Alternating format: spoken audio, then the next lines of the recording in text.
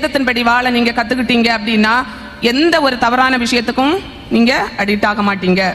ஏதாவது நீங்க தவறான விஷயம் பண்ணும்போது உங்க மனசாட்சியை உங்களை கேட்கும், இது தப்பு, இது செய்யக்கூடாது, இது போகக்கூடாது, இந்த வழியில போகக்கூடாது அப்படிங்கிறது நம்மளை ஆண்டவர் உணர்த்துவார். அந்த வழியில போனீங்க அப்படின்னா உங்களோட கால் எடுக்கண்ணில் சிக்கிக்கொள்ளாதபடிக்கு அவர் என்ன செய்வார்?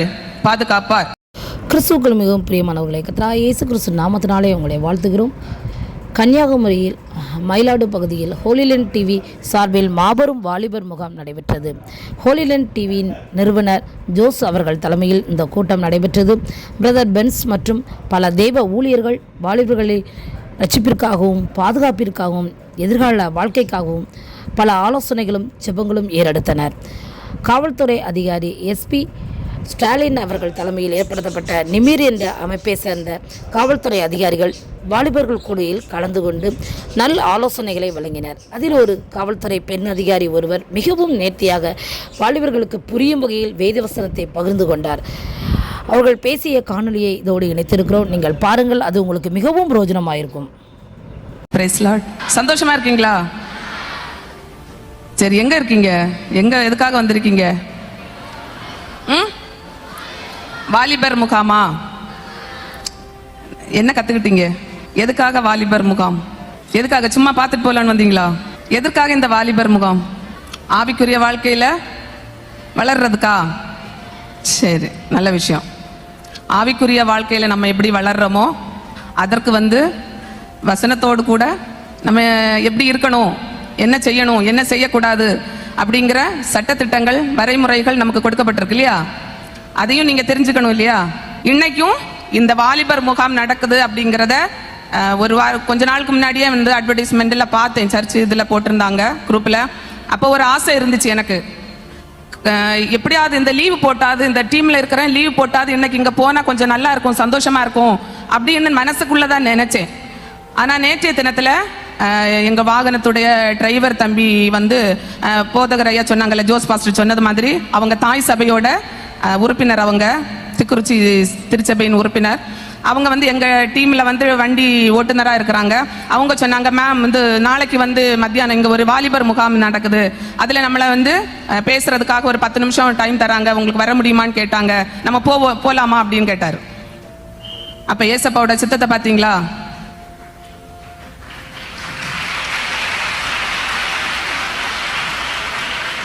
நம்ம சிந்தனைகள், நம்ம எண்ணங்கள், நம்மளுடைய செயல்கள் நம்ம நல்லவையாக சிந்திச்சோம் அப்படின்னா நிச்சயமாக அதற்கு இறைவன் உறுதுணை செய்வாருங்கிறதற்கு ஒரு முக்கியமான சாட்சி. அப்ப இன்னைக்கு இந்த இடத்துல எங்களை கொண்டு நிறுத்தி இருக்கிறாங்க. ஃபர்ஸ்ட் சொன்னாங்க ஒரு 400-500 பேருக்குள்ளதான் இருப்பாங்க அப்படின்னு. வெளியே வந்தோடனே பாஸ்டர் சொன்னாங்க 3000 பேர் இருக்கிறாங்க அப்படின்னு. எனக்கு அந்த 3000 அப்படின்றத கேட்ட உடனே ஒரு சின்ன ஒரு திக்கு அப்படின்னு ஆயிடுச்சு. சரி, 3000 பேருக்கு மத்தியில தகுதி இல்லாத என்னை தகுதிப்படுத்தி இறைவன் இந்த இடத்துல என்னை கொண்டு நிறுத்தி இருக்கிறாங்க அப்படின்னா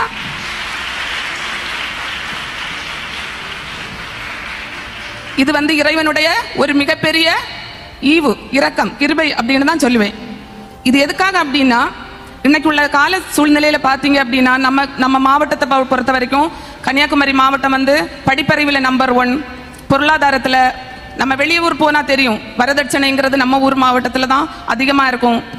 எல்லாரும் நல்ல வசதியா இருப்பாங்க, படிப்பறிவு நிறைஞ்சவங்க, வேலை பார்க்குறவங்க, கவர்மெண்ட் வேலை பார்க்குறவங்க. நம்ம கன்னியாகுமரி மாவட்டத்தை சார்ந்தவங்க சென்னை வரைக்கும், எங்க காஷ்மீர் போனாலும் அங்கேயும் கன்னியாகுமரியில் உள்ளவங்க இருப்பாங்க. கன்னியாகுமரி முதல் காஷ்மீர் வரை கன்னியாகுமரி மாவட்டத்தை சேர்ந்தவங்க எங்கேயாவது இருப்பாங்க, ஒரு நபராது இருப்பாங்க. அப்படிப்பட்ட சிறப்புமிக்க, வரலாற்று சிறப்புமிக்க நம்ம மாவட்டம் போக்சோ கேஸ். போக்சோ அப்படின்னா protection of child from sexual offences act 2012 ஆரம்பிச்சாங்க இந்த சட்டம். இந்த சட்டத்திலையும் நம்பர் 1. நம்ம ஆக்சிடென்ட் கேஸ் பார்த்தீங்கன்னா நமக்கு போதைப் பொருட்கள் இப்படி நிறைய விஷயத்துல நம்ம கடவுளுக்கு பிரியமில்லாத செயல்கள் செய்கிறதுலையும் நம்ம என்ன செய்தோம், நம்ம மாவட்டம் தான் முதலிடத்துல இருக்குது.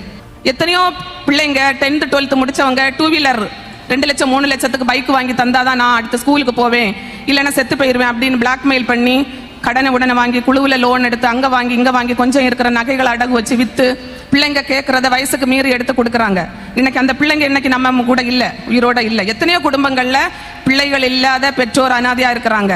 பெற்றோர் இல்லாத பிள்ளைகள் இன்னைக்கு சிங்கிள் பேரண்ட் பிள்ளைகள் நிறைய இருக்கிறாங்க.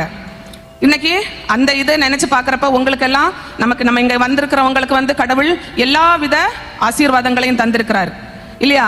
இன்னைக்கு இதே லீவு நாள் பார்த்தீங்க அப்படின்னா எத்தனையோ வாலிபர்கள், எத்தனையோ குழந்தைகள், எத்தனையோ பெண்கள், எத்தனையோ ஆண்கள் எங்கே எல்லாமோ பொழுதுபோக்கிற்காக சிற்றின்ப ஆசைகளுக்கு ஆசைப்பட்டு கொஞ்ச நேரத்தை கிடைக்கிற கொஞ்ச நேரத்தை சிற்றின்பமா உலக ஆசாபாசங்களுக்கு மத்தியில உலகத்தை இதுக்கு நோக்கி ஓடிக்கிட்டு இருக்கிறாங்க.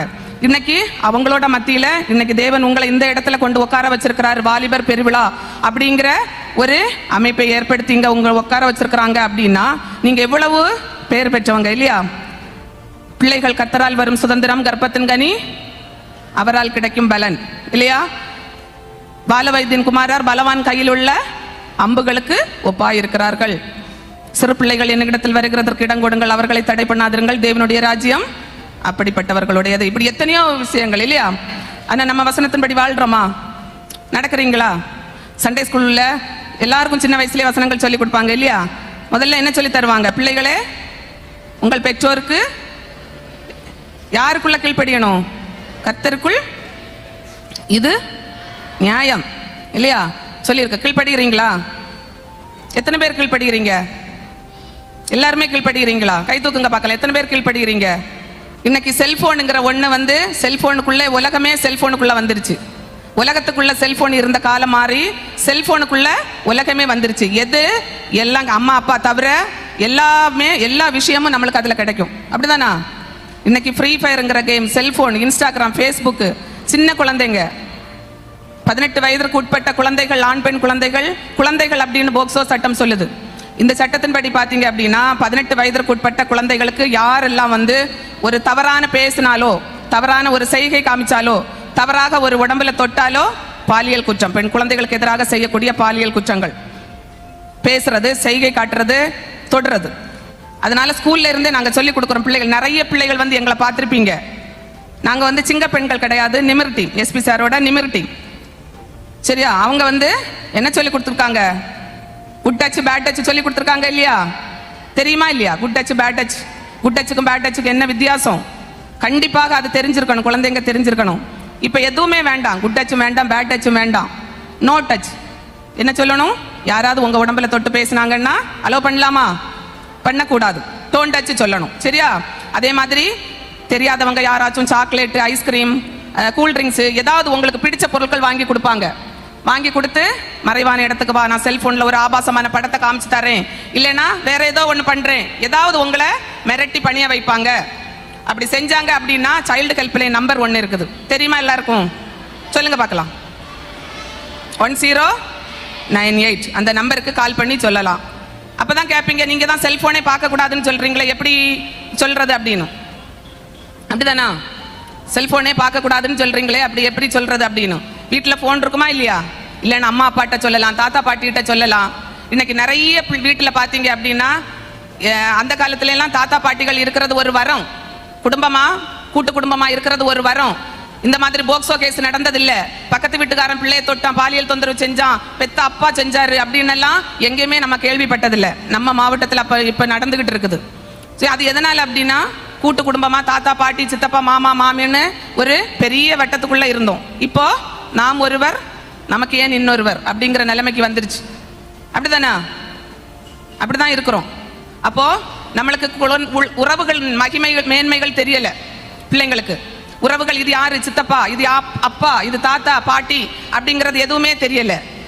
இன்னைக்கு நாங்க பாத்தீங்கன்னா ஒரு வயசானவர் 90 வயசு, அவருக்கு 7 பிள்ளைங்க இருக்கிறாங்க. 7 பிள்ளைங்களும் நல்ல நிலைமையில இருக்கிறாங்க.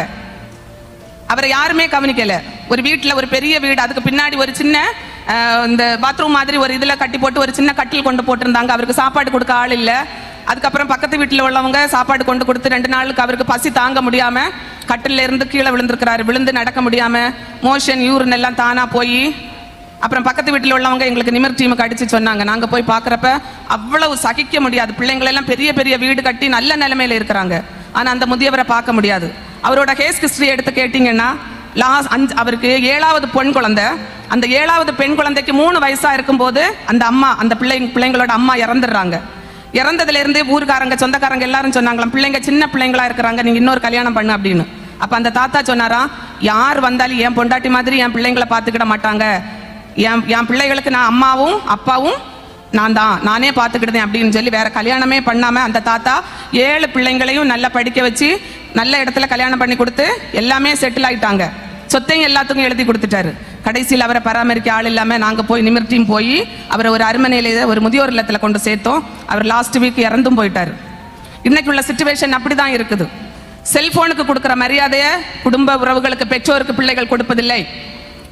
பிள்ளைகள் யாரையோ ஏமாத்துறாங்க அப்படின்னு நினைச்சுக்கிட்டு அவங்களை ஏமாத்திக்கிறாங்க. இன்னைக்கு பாத்தீங்க அப்படின்னா சோசியல் மீடியா அப்படிங்கிற ஒரு தாக்கம், சோசியல் மீடியாவினால ஏற்படக்கூடிய தாக்கம் 18 வயசுக்கு உட்பட்ட குழந்தைகள், சின்ன குழந்தைகள் மட்டுமில்லை, 6th படிக்கிற பொண்ணு, 8th படிக்கிற பொண்ணு. 2025 நீங்க தக்கல பகுதியில் பார்த்திருப்பீங்க, ஒரு பிள்ளை இன்ஸ்டாகிராம்ல ஃபேஸ்புக்கில் ஒரே ஒரு நாள் 2 நிமிஷம் ஒரு பையன் கூட சாட் பண்றா. சாட் பண்றதுக்கு விளைவு 2 மாசம் கன்சீவ் ஆகுது அந்த பிள்ளை. ஒரே நாள் நடந்த விஷயம். ரொம்ப நாளெல்லாம் பேசல, 1 மாசம் பேசல, 2 மாசம் பேசல, வருஷக்கணக்கா பேசல, யாருன்னே தெரியாது, முகம் தெரியாதவங்க கூட இன்ஸ்டாகிராம்ல பேசி 8ஆம் கிளாஸ் படிக்கிற பொண்ணு, 13 வயது சிறுமி. நீங்க பேப்பர்ல நியூஸ்ல எல்லாம் பார்த்திருப்பீங்க. 2 மாதம் கன்சீவ் ஆகி வயிறு வலி வாந்தி ஸ்கூலுக்கு போயிட்டு இருக்கிறப்ப முடியலைன்னு சொல்லி அம்மா ஹாஸ்பிட்டலுக்கு கொண்டு போறாங்க. போற வழியில டாக்டர் செக் பண்ணி டவுட்டா இருந்ததுனால ஸ்கேன் எடுக்க விடுறாங்க. ஸ்கேன் ரிப்போர்ட்ல அந்த பொண்ணு 2 மாத கர்ப்பமா இருக்கிறதா சொல்றாங்க. உடனே எங்க ஸ்டேஷனுக்கு தகவல் சொல்றாங்க. நாங்க போய் விசாரிச்சு அந்த பொண்ணு அப்புறம் எஸ்பி சாரோட உதவினால சைபர் கிரைமுக்கு அந்த பொண்ணோட கால் டீடைல்ஸ் கொடுத்து அப்படிதான் அந்த அக்யூஸ்டை செக்யூர் பண்ணோம். அவனை பார்த்தீங்க அப்படின்னா 26 வயசு அவனுக்கு. அந்த பையன் நம்ம கன்னியாகுமரி மாவட்டத்தில் மட்டும் 13 ஸ்டேஷன்ல அவனுக்கு கஞ்சா கேஸ் இருக்குது. இன்ஸ்டாகிராம் ஃபேஸ்புக்கில் எல்லாம் வர்றவங்க நல்லவங்களா வருவாங்களா? முகம் தெரியாத நபர்கள் கூட மணிக்கணக்கா இருட்டில் உட்காந்து சாட் பண்றதை விட உங்க நடு காலில் வீட்டில் காலில் உட்காந்து உங்க அம்மா அப்பா கூட உட்காந்து பேசி பாருங்க. உங்களுக்கு நிறைய அனுபவங்களும் ஆசீர்வாதங்களும் கிடைக்கும். நீங்க யாரை ஏமாத்துறதான்னு நினைச்சுக்கிட்டு உங்களையே நீங்க ஏமாத்திக்கிட்டு வாலிப பிள்ளைகள் ரொம்ப ஜாக்கிரதையா இருக்கணும். வாலிப பிராயத்திலே உன் சிருஷ்டிகரை நினை அப்படின்னு வேதம் சொல்லுது. வேதத்தின்படி வாழ நீங்க கத்துக்கிட்டீங்க அப்படின்னா எந்த ஒரு தவறான விஷயத்துக்கும் நீங்க அடிக்ட் ஆக மாட்டீங்க. ஏதாவது நீங்க தவறான விஷயம் பண்ணும்போது உங்க மனசாட்சியை உங்களை கேட்கும், இது தப்பு, இது செய்யக்கூடாது, இது போகக்கூடாது, இந்த வழியில போகக்கூடாது அப்படிங்கிறது நம்மளை ஆண்டவர் உணர்த்துவார். அந்த வழியில போனீங்க அப்படின்னா உங்களோட கால் எடுக்கண்ணில் சிக்கி கொள்ளாதபடிக்கு அவர் என்ன செய்வாரு? பாதுகாப்பார். இன்னைக்கு அதே மாதிரி போதை பொருள், எங்க பார்த்தாலும் போதை, எதிலும் போதை, எங்கும் போதை, எதிலும் போதை. இன்னைக்கு சின்ன சின்ன குழந்தைங்க, சின்ன சின்ன பிள்ளைங்க, ஒவ்வொரு ஸ்கூல்ல போய் பார்த்தா தெரியும். 6ஆம் கிளாஸ் படிக்கிற பிள்ளை, 4ஆம் கிளாஸ் படிக்கிற பையன், சின்ன பொம்பளை பிள்ளைங்க ஒரு ஸ்கூல்ல டூர் போறாங்க. டூருக்கு கூட்டிட்டு போறாங்க. 10th 12th பிள்ளைங்களை கூட்டிட்டு போகும்போது ஒரு பொண்ணு வாலிப பிள்ளை, ஒரு பிள்ளை அந்த ஸ்கூல்ல உள்ள அட்டெண்டர் ஓஏ இருப்பாங்க இல்லையா, பெல் அடிக்கிறவர், அவர்கிட்ட காசு கொடுத்து விட்டு கடையில இருந்து பிராண்டி வாங்கி அந்த பொண்ணு அதை மிக்ஸ் பண்ணி அந்த வாத்தியார், ஒரு திருமணமாகாத ஒரு வாத்தியாருக்கு அந்த பிள்ளை மிக்ஸ் பண்ணி அந்த பேக்குக்குள்ள போட்டு வச்சிருக்குது, கொண்டு கொடுக்கறதுக்காக, வாத்தியாருக்கு கொடுக்கறதுக்காக. அங்க போன இடத்துல வெளியூருக்கு போறாங்க, ரொம்ப வெயில். வெளியே போகும்போது ஒரு பொண்ணு, அந்த டீம்ல ஒரு பிள்ளை மயக்கம் போட்டு விழுந்த உடனே என்ன பண்றாங்க அப்படின்னா இந்த பொண்ணோட பேக்ல இருக்கிற தண்ணி பாட்டில் நினைச்சிட்டு எடுத்து கொடுக்குறாங்க. குடிக்க கொடுத்த உடனே அந்த பிள்ளைக்கு தொண்டை எல்லாம் எரிச்சலாகி அதுக்கப்புறம் கஷ்டமா இருந்துச்சுன்னு சொல்லி ஹாஸ்பிட்டல் அட்மிட் பண்றாங்க. அதுக்கப்புறம் கொஞ்ச நாள் கழிச்சு தான் எங்களுக்கு அந்த பிரச்சனை, அது சம்பந்தமா கம்ப்ளைண்ட் வருது, போய் என்ன எதுன்னு விசாரிங்க அப்படின்னு. இப்படி எத்தனையோ விஷயங்கள். நம்ம வாழ்க்கையில ஜெயிக்கணும் அப்படின்னா ஒரே ஒரு விஷயம்தான். வாழ்க்கையில ஜெயிக்கிறதுக்கு நீ ஒண்ணு செஞ்சு பாருங்க. தம்பிங்க, வாலிப தம்பி தங்கைகள் நிறைய பேர் இருக்கிறீங்க. ஒண்ணு சுய பரிசோதனை உங்களை செஞ்சு கொள்ளுங்க. நீங்க அடுத்தவங்க தெரிஞ்சா பரவாயில்லன்னு ஏதாவது ஒரு விஷயத்தை நம்பி செஞ்சீங்க அப்படின்னா அதை நம்பி செய்யலாம். நீங்க இது யாருக்குமே தெரியக்கூடாது, எனக்கு மட்டும்தான் தெரியணும், அம்மா அப்பாக்கு, ஃப்ரெண்ட்ஸுக்கு, கூட பிறந்தவங்களுக்கு, சொந்தக்காரங்களுக்கு யாருக்குமே தெரியக்கூடாது அப்படின்னு நம்பி செய்கிற ஒவ்வொரு விஷயமும் உங்களை ஆபத்துல தான் கொண்டு போய் விடும். அதனால தயவு செஞ்சு அந்த மாதிரி விஷயங்களை பண்ணாதீங்க. அதை உங்களை நீங்க ஒரு செயல் செய்யறதுக்கு முன்னாடி உங்களை சுய பரிசோதனை செய்து கொள்ளுங்க. நீங்களே செஞ்சு பாருங்க, இது செய்யலாமா, இது செய்யக்கூடாது அப்படின்னு. நெருப்புன்னா சுடும் அப்படிங்கிறது தெரியும். ஆனா வீம்புக்கு நம்ம செஞ்சுட்டோம் அப்படின்னா யாருக்கு உடம்பு புண்ணாகும்? நம்மளோட உடம்பு தான் புண்ணாகும். ஒரு பறவை ஒரு மரத்துல போய் உட்காருது அப்படின்னா அது எப்பமாவது அந்த உட்கார்ற மரத்தோட கிளைய நம்பி உட்காருமா? எதை நம்பி உட்காரும்? தன்னோட ரெக்கையை நம்பி தான் உட்காரும் இல்லையா? அதே மாதிரி தான் உங்களுக்கு தன்னம்பிக்கை அப்படிங்கிற ஒண்ணு நிச்சயமா வேணும். அதே மாதிரி படிப்பு, கல்வி மட்டும்தான் உங்களை சிறந்த ஒரு மாணவனா மாணவியா இந்த உலகுக்கு உங்களை எடுத்துக்காட்டா விளங்க செய்யக்கூடியது சிறந்த கல்வி மட்டும்தான். அந்த கல்வியும் ஒழுக்கத்துடன் கூடிய கல்வியா இருக்கணும். அது இருந்தா மட்டும்தான் உங்களால உங்களோட இலட்சியத்தை அடைய முடியும். ஒழுக்கம் விழுப்பம் தரலான் ஒழுக்கம் உயிரினும் ஓம்பப்படும். ஒழுக்கம் இல்லாத வாழ்வு சீரோ தான். ஒரு போட்டிங் போகிறப்ப நம்மளுக்கு அந்த ஒரு போட்டுக்கு வந்து நடுக்கடலில் கவிழ்ந்துருது அப்படின்னா நம்ம என்ன செய்வோம்? எப்படியாவது நீந்தி கரை சேரணும்னு நினைக்கிறப்ப ஒரு பக்கத்தில் ஒரு மரத்துண்டு கண்ணுக்கு தட்டுப்படுது. மரத்துண்டை பிடிச்சு இது பண்ணணும் அப்படின்னு நினைக்கிறீங்க. பக்கத்தில் ஒரு தங்க கட்டி கிடைக்குது. எதை எடுப்பீங்க? தங்க கட்டியா மரத்துண்டா? எதை சூஸ் பண்ணுவீங்க? மரத்துண்டு இல்லையா? ஏன்னா மரத்துண்டு தண்ணியில மூழ்காது, தங்க கட்டி தண்ணியில மூழ்கிறோம். ஒழுக்கம் இல்லாதவங்க வாழ்வும் நடுக்கடல்ல கிடைக்கிற தங்க கட்டிக்கு சமானம். அதனால யாருக்கும் எந்த பிரயோஜனம் இல்லை, உங்களுக்கும் இல்லை, அடுத்தவங்களுக்கும் இல்லை. அதனால உங்களோட நடவடிக்கை செயல் இவங்களை பார்த்து இவங்க கிறிஸ்தவங்க, இவங்க கிறிஸ்தவள், கிறிஸ்து பிளஸ் அவள் என்பதை நீங்க உலகத்துக்கு வெளிச்சம் போட்டு காட்டணும் அப்படின்னா நிச்சயமா உங்களோட செயல்கள் மற்றவங்களுக்கு கஷ்டப்படுத்தாத அளவுக்கு நீங்க நடந்து கொள்ளணும். அப்படி நடந்துகிட்டீங்க அப்படின்னா ஃபர்ஸ்ட் உங்கள் பெற்றோருக்கு கீழ்ப்படிங்க, ஆசிரியர்களுக்கு கீழ்ப்படிங்க, பெற்றோரை மதியுங்க, அன்பு செலுத்துங்க. நீங்க ஒவ்வொருத்தரும் இறைவனோட வார்த்தையை நம்பி வசனத்திற்கு கட்டுப்பட்டு உங்க வாழ்க்கையை வந்து இறைவனுக்கு அர்ப்பணிச்சு வாழ்ந்தீங்க அப்படின்னா வாழ்க்கையில 100% வெற்றியாளர்களாக, சிறந்த சாதனையாளர்களாக வர முடியும் அப்படிங்கறத இந்த நல்ல நேரத்தில் கூறி எங்களுக்கு இந்த வாய்ப்பு அளித்தமைக்கு இந்த வாலிபர் முகாமுடைய ஒருங்கிணைப்பாளர் பாஸ்டர் ஜோஸ் அவர்களுக்கும் அந்த கமிட்டி அங்கத்தினர்கள், பொறுப்பாளர்கள் அத்தனை பேருக்கும், இங்க வந்திருக்கிற பெற்றோர், மாணவர்கள், வாலிபர்கள் அத்தனை பேருக்கும் எங்களது காவல்துறை நிமிர் டீமின் சார்பாக மனமார்ந்த நன்றியும் வணக்கத்தையும் கூறிக்கொள்கிறோம்.